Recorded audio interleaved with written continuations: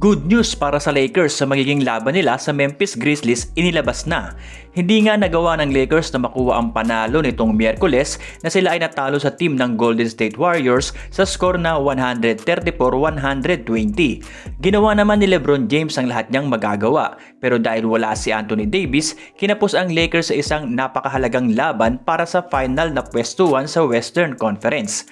Ngayon, may good news para sa Lakers dahil si AD ay nakaset na makakabalik na sa paglalaro matapos ang isang game na pagkaka-absent. Ipinasa na ng Lakers ang kanilang injury report para sa magiging laban nila sa Memphis Grizzlies sa Sabado, na kanilang second to the last game sa regular season. Ang biggest development dito ay nakalista na probable to play itong si Davis na may left eye contusion.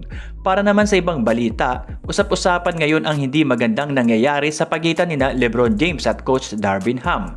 Ayon sa bali-balita, hindi na raw masaya itong si LeBron kay Darvin Ham dahil sa nangyayari sa kanilang team ngayong season. May mga reports na rin tayong natanggap na may ilan ng mga plays si Darvin Ham na hindi sinunod o sa madaling salita, inayawan ni LeBron, na nauwi na si LeBron na ang gumagawa ng plays para sa Lakers. Kung totoo man ang balitang ito na hindi na masaya si LeBron kay Darvin Ham, baka mauwi ang Lakers sa pagpili sa dalawa kung sino ang mag-i-stay sa kanila sa pagsapit ng off-season. Ito rin ay nakasalalay sa kung ano ang kalalabasan ng season ngayon ng Lakers, kung maibibigay ba nila kay LeBron ang huling kampyonato nito bago siya magretiro. Dapat magawa na ito ng Lakers ngayon na, habang mayroon pa silang Anthony Davis at D'Angelo Russell, dahil ang magiging desisyon ni LeBron ay nakasalalay nga kung hanggang saan sila makakarating ngayong season.